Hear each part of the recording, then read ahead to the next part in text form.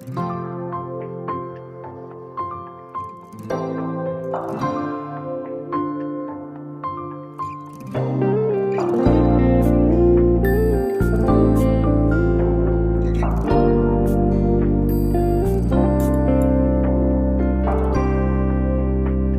ต่គិតពីអនាគតម្ដងដ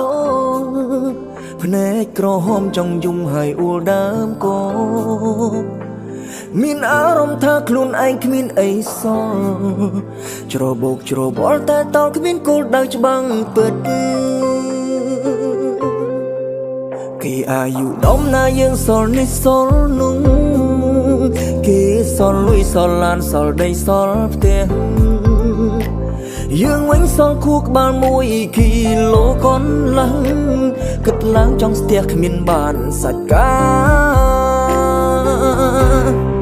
តើអ្នកណានេះពុនខ្សែជីវិតខ្ញុំម្ដេចក៏ជួបតែសាច់រឿងកុំសត់សូម្បីសង្សារក៏ជួបតែសង្សារផិតក្បត់ចង់ប្រាប់ថាហត់នឹងជីវិតមួយនេះខ្លាំងណា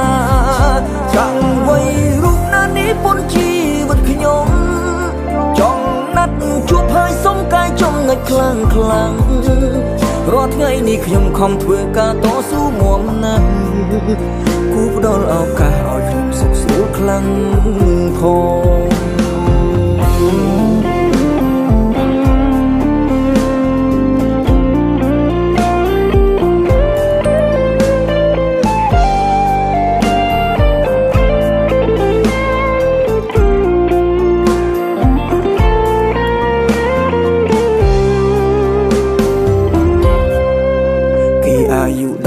យើងសល់នេះសល់នោះ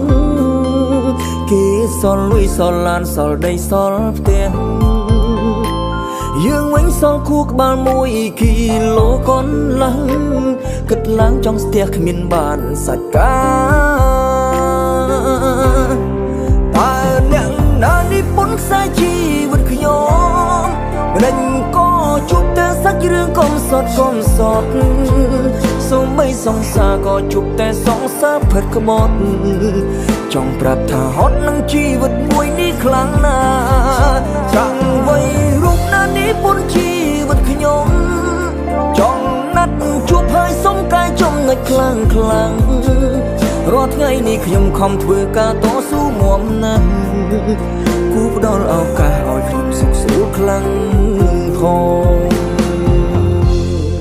តើអ្នកណានេះពុនខ្សែជីវិតខ្ញុំម្ដេចក៏ជួបតែសាច់រឿងកុំសត់សូម្បីសង្សារក៏ជួបតែសង្សារផិតក្បត់ចង់ប្រាប់ថាហត់នឹងជីវិតមួយនេះខ្លាំងណាស់ចាំໄວរូបណានេះពុនជីវិតខ្ញុំចង់ណាត់ជួបហើយសុំកាយចំណុចខ្លាំងរាល់ថ្ងៃនេះខ្ញុំខំធ្វើការតស៊ូមាំណាស់គូផ្ដល់ឱកាសឲ្យខ្ញុំសុខស្រួលខ្លាំង